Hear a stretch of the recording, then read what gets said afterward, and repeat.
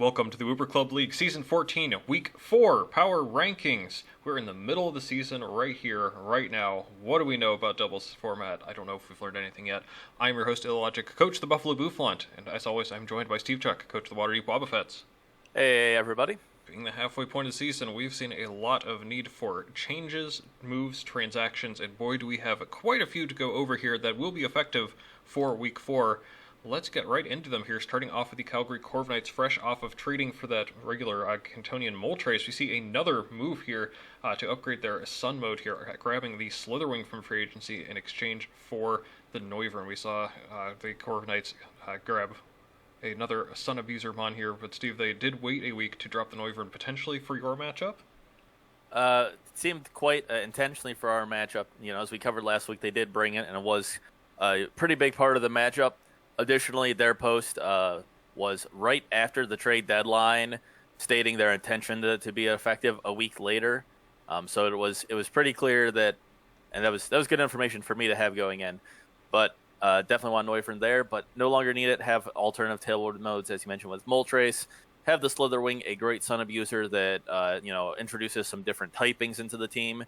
Now they have both the Slitherwing, the Brute Bonnet, the Sandy Shocks, all sorts of those Pro-Synthesis mons with varying typings and abilities to help out, as well as, the fire types with Torkoal, Ogrepon, and things like Lillian.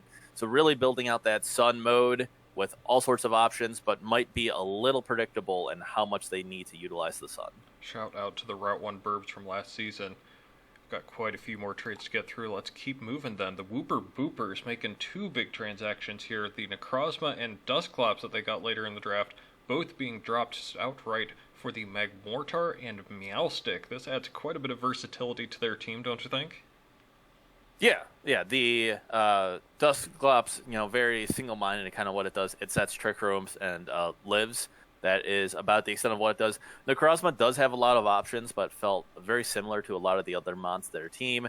Kind of a bulky attacker. It had a variety of options, but, with other mons on their team, like the Tornastic Gouging Fire, the Great Tusk, the Metagross, all sorts of other options that, we're kind of doubling up with Necrozma. Doesn't really seem like a great one-for-one trade independent of all that, trading out Necrozma for something like Meowstick, but in the context of the team, it definitely works. The support from Meowstick, especially with Prankster, will be very much appreciated. And Magmortar's, great to get one of the Follow Me mons, as they don't have one of the Ogrepons, getting one of those to help, as well as other support options. I believe it gets knockoff of Flame Body for the Follow Me. Ton of different options there. So getting some more support options to support the bulky attackers on the rest of the team.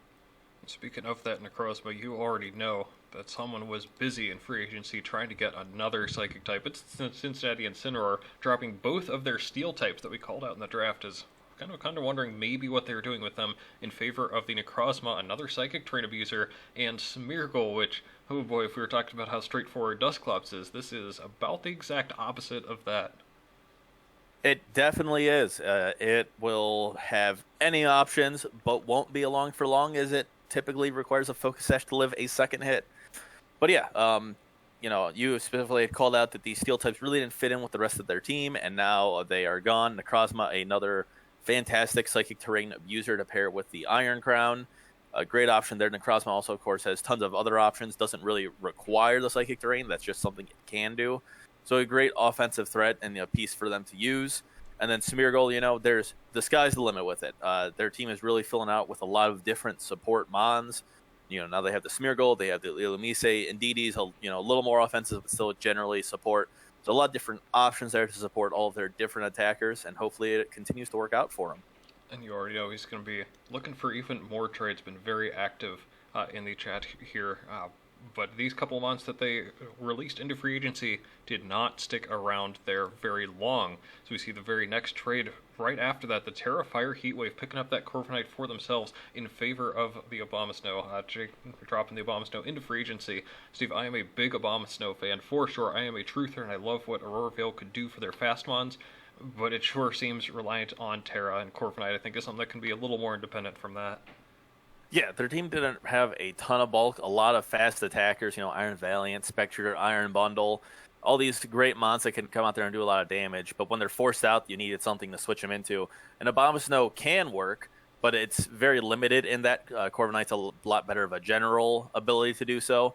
I mean, they have other things like the Deoxys Defense, but just picking up that solid defensive option, a little bit of hazard removal if they need it, some offense, a little bit of setup potential, Mirror Armor to potentially punish some stat-dropping spread moves, spamming, pretty much a much more reliable center defensive piece that they can build their defensive backbone on week to week.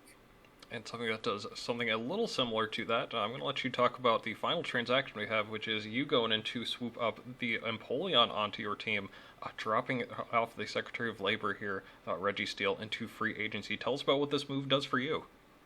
Yeah, Empoleon was something I was looking at in the draft. I did want to get something to punish stat-dropping moves. Empoleon was something I had my eyes on pretty early on, I believe, before I took Manaphy, and got snatched up. But later on, ended up picking up Reggie Steele. But Empoleon now being available, it made a lot of sense to just kind of upgrade that Steel type. It's not as passive and bulky as Reggie Steele, but it does have healing with Roost, so probably serves maybe a little marginally worse as a wall, but still fantastic there, but has a lot more offensive potential. Doesn't have Gravity Zap Cannon, which I will surely miss, but just gives my team some options as well as the ability to punish those stat-dropping moves. And something I'm looking forward to using. With all these transactions out of the way, I think it's time that we get right into the match of the week, actually. Yeah, we were treated early to an outstanding match between the Burbs and the Incineroar. Turn 1 Smeargle, multiple Trick Rooms, multiple Tailwinds, spread moves galore, culminating in a 2v5 turnaround for the still undefeated Incineroar. This one was a classic, and unfortunately Michael of the Burbs has been tasked with recapping his own demise with the match of the week, coming out on a WCL channel near you. Okay, let's get to what we know you're all here for. My Buffalo Bouffalant remain undefeated as well, with a scary win over the still solid Summit County Psyducks. Turn 1, Chen Pao protects from Gothitel's Fake Out, Whimsicott Taunt goes into Gothitel's Mental Orb, and Hariyama goes Terra Steel Belly Drum with a Flame Orb. Gotta get the next turn right. Hariyama protects, expecting Encore, but Whimsicott taunts Goth again to stop Trick Room from going up. Goth out for Chiyu, Bullet Punch from Hariyama goes right into Whimsicott's Protect, and Chen Pao picks up Hariyama for free. A bad start for me is an understatement. Goth back in, Terra Ghost Chen Pao immunes the Fake Out, Goth gets taunted again, Chiyu Heatwave Oko's Whimsicott and brings Chen Pao very low, but Chen Pao gets another KO by Okoing Chiyu right back. Blind Switch ins, Okidoki is immune to Intimidate with Guard Dog and gets an attack raise, and gets the speed boost with Adrenaline Orb. Rotom in for Goth on a nothing turn, but the next sees Okidoki Okoing Gyarados with a Thunder Punch, but burned and returned by Rotom, who takes a little bit of chip. Goth back in, takes a little chip from the Pao after dodging a gunk shot, but Rotom takes down Chen Pao finally, and Heal Pulse brings Rotom back up to full. Friddraff in, imprisons Goth after Hypnosis misses, and on Okidogi's Protect, Rotom gets off the nasty plot. Gunk shot brings Rotom to half, but Rotom Okos Okidogi back, and Hypnosis lands into the Giraffe. Now 3v3, Entei Stone Edge brings Rotom low, but Hydro Pump Okos back as Citrus and Heal Pulse bring Rotom back to near full. Azu protects once, protects a second time, Hydro Pump misses Friddraff, who wakes up and gets off Trick Room down to the wire, helping hand into Azumarill. Gothitelle misses Hypnosis into the Azumarill, but Play Rough misses Rotom, and T-Bolt will Oko Azumarill back. That means it's a formality to take down Friddraff. 3-0 for the 4-0 Bouffalant, with Rotom and Gothitelle leading the turnaround in another banger of a match. Next match, here's your upset, I guess. This was a weird one. The Clobbers finally got on the board with a big win over the previously undefeated Newport Noctowls, but man, was this one of the matches of all time. Turn 1 is innocent enough. Florges Baton pass out into Arcanine to tank Hyper Voice and Heavy Slam from Sylveon and Iron Hands, with Gastro doing about a third to Iron Hands with Earth Power. Iron Hands out for Iron Jugulus. Flare Blitz brings Sylveon dangerously low, but Hyper Voice back claims the double KO thanks to a crit into Gastrodon. In return, Roaring Moon Rock Slide KOs Sylveon. Jugulus gets off Tailwind before going down to Wild Bolt Storm. T-Wave into Inteleon from Thundurus. Roaring Moon knockoff into Inteleon too, and that removes the Salic Berry. Mew gets off an Ice Beam and a Terra Ground Roaring Moon, which freezes, and Inteleon Fling does nothing, saving Mew that 5% presumably. Then turn 1 Thaw from Roaring Moon, EQ KOs Inteleon and a third to Mew. Grass Pledge from Mew doing negligible damage to the Noctowl's plans are all falling apart, adding more insult and injuries. Wild Bolt Storm connects into Mew and paralyzes. Fake Out from Iron Hands helps for one more turn, but Wild Bolt Storm KOs Mew. Terra Grass Volcanion helps it live Roaring Moon EQ, but Iron Hands won't survive, and Steam Eruption misses. Add more insult. Roaring Moon brings Volcanion low, but Focus Blast is the finishing move, a cowardly maneuver from the Clobberers. But we can't knock them for grabbing their first win, taking down a Juggernaut. Next match, how about those Waterdeep Wobbuffets starting to stack up some more wins? A 6-0 over the mighty Miltanks brings them up to 3-1. Turn 1, Rillaboom fake out into Enamorous, flinches. Cloister does about a quarter to Rillaboom, and the Grassy Seed boosts Sneasler. Swords dances up. Oh boy. Turn 2, Sneasler into the Vileplume that switched in as Rillaboom Woodhammer's Cloister. They both claim the Okos. Iron Boulder's attack is protected by Sneasler. Glamora in for Rillaboom, and Glowbro Calm Mind's up trying to reprise its Cantonian brother from last week. Terrifying Sneasler, that helps it survive the Quick Claw Psychic and KO Glowbro right back. Meanwhile, Iron Boulder attack went into Glamora, which survives and gets Boulder's Focus Sash with Meteor Beam. Sneasler finishes off Iron Boulder. Enamorous gets up Tailwind instead of claiming a KO and goes down to Glamora's Sludge Bomb. Terra Psychic Darkrai will put Sneasler to sleep, but +1 Sludge Bomb KOs that. That's game for the Wobbuffets. Next match, speaking of win streaks, it's going to be the Boulder Boulders climbing back up to 500 with their win over the Pikeville Pups. Turn 1, Gyarados protects, but will get in on the action in a moment. Zarude U-turns out of Serena into Hoopa. Serena swaggers the Clodsire, triggering Gyarados' Mirror Urban, a +2 to its attack. That means Acrobatics Oko's Hoopa as Clodsire gets a procs on Talonflame coming in for Serena. Tailwind Talonflame means Gyarados outspeeds Darude, and Oko's that with Acrobatics too as Clodsire gets some chip into Gyarados. Talonflame burns Clodsire, terrifying Acrobatics from Gyarados. Doesn't quite take down Slowbro though, and Clodsire gets the poison off on Gyarados. Talon takes out Slowbro. Clodsire takes half his health, but Poison Jab plus the poison finally takes down Gyarados. A burn and taunt into Dragonite, Breaking Swipe and Poison Jab into Serena brings it low. Heat Wave and Knockoff doing good damage to Clodsire, but Breaking Swipe and Poison Jab will finish off Serena. So a Tailwind from Talon means Mammo's Icicle Crash KOs D-Knight, and though it takes a Toxic back, the burn finishes off Clodsire. That leaves Lucario, who takes Heat Wave, then finishes off Mammo. But the second Heat Wave will KO it. That's a 3-0 win for the Boulders. Next up, how about the Calgary Corviknights getting back on track? A convincing 6-0 victory over the Baltimore Oricorios. Looks like the Oricorios had no answer for the classic Asui and Lilligant Chlorophyll after you into Torkoal's Eruption as Gliscor and Crocodile both go down turn 1. Clefable has some more bulk, so let's try Terra Fire Torkoal now. However, Sucker Punch Cinderace lowers Torkoal's HP, so Eruption doesn't quite Oko Clefable, who just encores after you. Clefable goes down next turn, but Glowking's Terra Water and hits Torkoal with a Toxic. There's the timer. Another Eruption KOs Goldengo's. Lilligant gets hit with a Toxic too. That'll prompt a switch from Torkoal into Sandy Shock, so a T-Bolt the next turn finishes Glowking. A quick, clean, and easy bounce back for the Corviknights. Next match, and this was a good one. The Wooper Boopers getting back on the board with the W over the suddenly slipping Akron Agrons. Turn 1, a double switch out into Cresselia and Incineroar, but Great Tusk's Clear Amulet stops Intimidate. Breaking Swipe hits and pushes Incineroar out into Tatsugiri with the eject button, and CC bounces off of Cresselia. Reverse rolls as the Boopers double into Buck and Primarina. The latter is immune to Draco Meteor, and Icy Wind just does a little bit. Tatsugiri out into Ogerpon. Cresselia saves its partner with Ally Switch, but goes down to the double up. Ogerpon protects Goliath, takes some chip, but coaching into Ogerpon looks real solid. There's another coaching. The boosted Ivy Cudgel goes into the Metagross switch, and though it takes over half, and Cobalion is taunted to stop that. It protects from the next one as Meowstic and T-Tar come in. The Terra Rock boosts Ivy Cudgel. The Reflect, it'll still KO the Meowstic, and it will help it take Meteor Mash for just over half. T-Tar, meanwhile, getting off a Dragon Dance. That means it KOs Metagross next turn. Terra Fire, Gouging Fire helps it survive the Ivy Cudgel, but it just gets off a Howl. Burning Bulwark, though, next turn means that T-Tar will get burned. That is huge, as Amok barely tanks an Ivy Cudgel and lands a Drain Punch into Ogerpon, which also poisons it with the Poison Touch, but Sandstorm will take out the Gouging Fire. Next turn, it's a greedy Brick Break, which does break Reflect, but it doesn't KO Alolan Muck because of the burn, so Alolan Muck will heal up healthier than before, plus Ogerpon goes down to Poison. Incineroar in, fake out Great Tusk, high horsepower into Alolan Muck, doesn't KO again, 2%, and down goes T-Tar to Drain Punch and burn. Double into the oncoming Primarina does a bit of damage, lowers accuracy, removes lefties, but isn't going to be enough. Each side switches. Primarina misses Moonblast and gets its stats lowered by Parting Shot. Great Tusk into Immune Volt Switch. But Tatsugiri finishes off Muck, finally.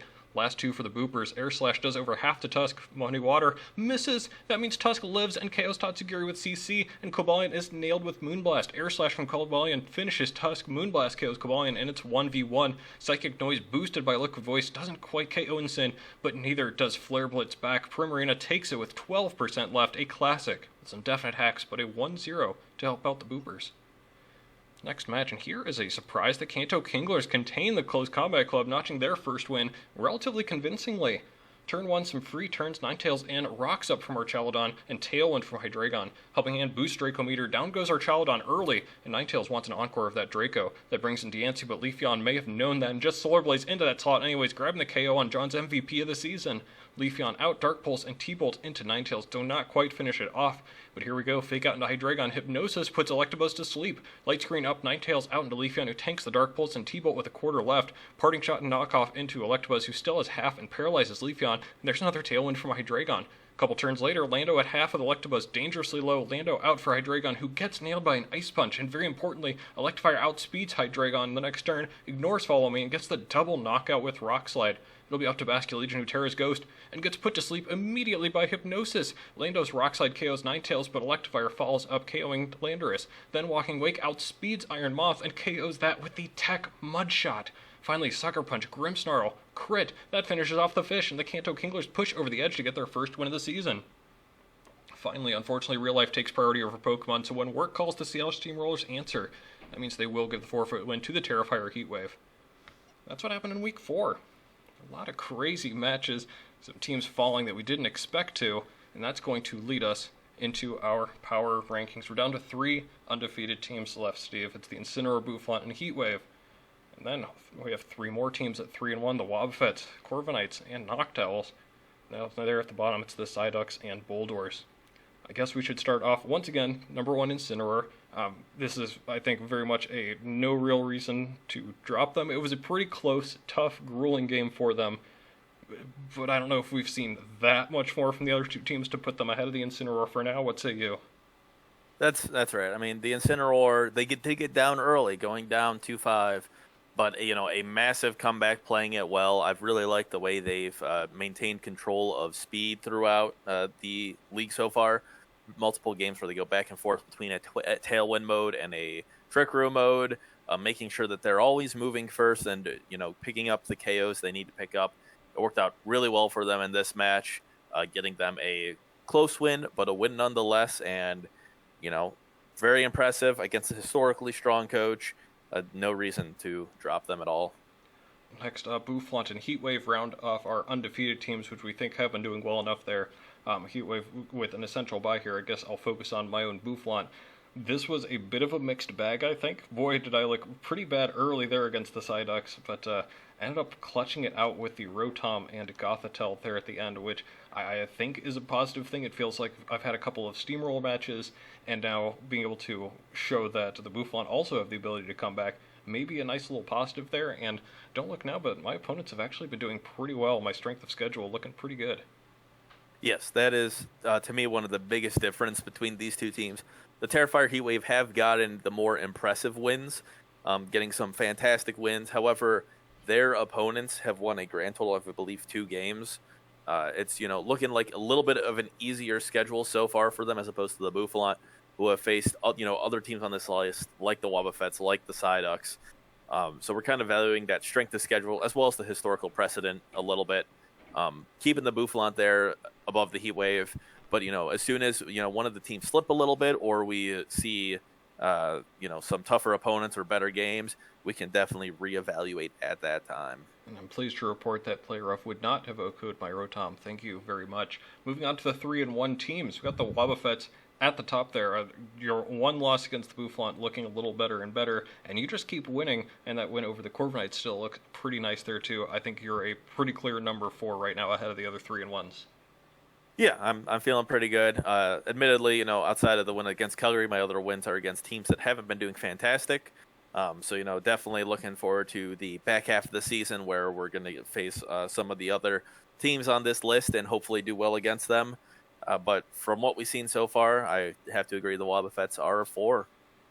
Then the Corviknights and Noctowls round out our 3-1 teams. We do still think they belong here, though I guess we can talk a little bit about the Noctowls and really the Summit County Psyducks that are right there below them at 2-2. Yes, the Psyducks are at 2-2. They would be among the top 7, the worst team there in terms of record, but you pointed something out very interesting. Their only 2 losses have come against the numbers 1 and 2 teams. So Psyducks actually looking pretty nice. Noctowls just need to make sure that they don't slip too far. This was a little bit of a weird week. You can have a weird week now and then, that's all right. We'll try not to judge too harshly by that, but Psyducks actually kind of creeping up on that 3-1 crowd despite being 2-2 themselves. Yeah, we kind of glossed over Calgary there, but, just the 1 loss to the Wobbuffets staying right behind them. Other impressive wins against kind of teams. And, just outside the power rankings, feel pretty good about them there. And then, yeah, with the Noctowls and Psyducks, the Noctowls, have wins, but this is against, teams that are, just outside. Wins against the Wooper Boopers, the Mighty Miltanks, the Steamrollers. Nothing there too impressive. And so, as soon as we have reason to question them with a loss to the Clobbers, which admittedly there was a lot of, RNG going against them, as well as just, a little bit of fun sets with the Mew and Inteleon that the worst possible thing kept happening, preventing their set from functioning properly. Maybe they're being punished slightly for that, but, they have plenty of time to bounce back. Some more wins will definitely prove that they might deserve to be higher, and, we'll certainly get a chance to start as soon as next week for the Psyducks. Their wins, also aren't against super challenging opponents, the Steamrollers and Miltanks for them, but as mentioned, those close losses to the Bouffalant and the Incineroar, really helping them out and, in my mind, keeping them up here towards the top, at least in contention to be ranked above 3-1 teams, simply because the teams they've lost to are currently the best of the best. And for a number 8 spot, we actually had quite a bit of discussion here. I think there's kind of a separation between 7 and 8, but we did decide on the Boulder Boulders here. Their schedule, I think, has been a little more favorable to show that they have what it takes. Better than the other couple teams that we were looking at, but they're also kind of on a win streak here. I think that's maybe the important part for me. They started off 0-2, 2-0 in the last 2 weeks. Are they on a roll, and are they going to crack even higher here, Steve? Yeah, what really helped me setting them apart here was their loss to the Incineroar. They've played the Incineroar, and admittedly that game didn't go super well for them. But compared to the other 2-2 teams who have just played other teams kind of in this mid-range, kind of gave them an edge, even though it was a loss for them. They have wins against some historically strong teams like the Burbs. So there's contention. There are other teams, of course, that could be at the number 8. I'll shout out the Wooper Boopers, who won this past week against the Agrons, the ever-slipping Agrons, as you called them. So certainly they have a chance there as well. It's, a little bit of a toss-up, but these 2-2 teams are very close, with the exception, as we mentioned, the Psyducks we feel are a little bit above the rest. So we could really see any of them slipping in there in future weeks with another win. Speaking of halfway through the season, let's take a look at the standings as they are right now. We already mentioned those top 3 teams at 4-0. The Heatwave with the best differential right now. I don't think these teams end up playing each other either, so it's possible we have 3 undefeated teams. Oops, they're only halfway through the season, can't be saying that. Next 3, Corviknights, Wobbuffets, and Noctowls in that order as of right now. Corviknights separating themselves a little bit in differential there. Look at all these 2-2 teams as of right now. If the playoffs happened right now, the 2-2 teams would all be in. And we've got the Agrons, the Combat Club, the Psyducks, the Boopers, and the Boulders all keeping company here in the 2-2 crowd, with a couple of those on the lower end being the ones that we favored in our power rankings. Again, maybe a couple of small discrepancies in the Heatwave with a little bit more differential there, and the Psyducks at +0, and we even include the Boulders at -4, but hopefully did a decent job justifying all that. Agrons 2-2 +7, but boy, are they on the wrong side of a streak here right now, too. Anything in particular you want to note or mention with the standings? I mean, yeah, definitely for the Agrons, I'll elaborate a little more on their 2-2 +7. Those first 2 weeks going up against some easier opponents picking up, or, at the time what appeared easier opponents. One of them was the Boulders, who at the time didn't really seem to know what was going on with doubles. But the Agrons, with those big wins and then a couple close losses later in the season, still maintained their big differential, which is one of their, best aspects in the main season, is they're pretty good at maintaining a high differential. So I still expect them in the standings to maintain towards the top. But, from what we've seen from the last 2 weeks, we've kind of lost faith in them a little bit. They certainly could get it back, but it'll take that. Same thing really goes for the club. We were a little high on them last week, feeling good, like their play turned around. And then this week, everything just seemed to fall apart again. We do have a little bit of a recency bias. If we saw something this past week, we're going to think about it a little more and kind of rate it a little more importantly than some other aspects. Situation dependent, of course. But, so that's why some of these 2-2 teams that are ranked the highest in the standings did miss our power rankings. And speaking of, we have to see if they have an opportunity to turn things around here as we take a look at Week 5 schedule. Actually, quite a few matches here that look very interesting to me, Steve. What stands out to you? Honestly, all of them. But if I have to pick my typical two, we were just talking about the club, so I'll shout out the club Incineroar match. Both of them on occasion, or one more than the other, but playing VGC, very familiar with doubles. So it should be a fantastic match. This is that chance, for the club to show that they do deserve to be continued to talk about in that top 8 situation.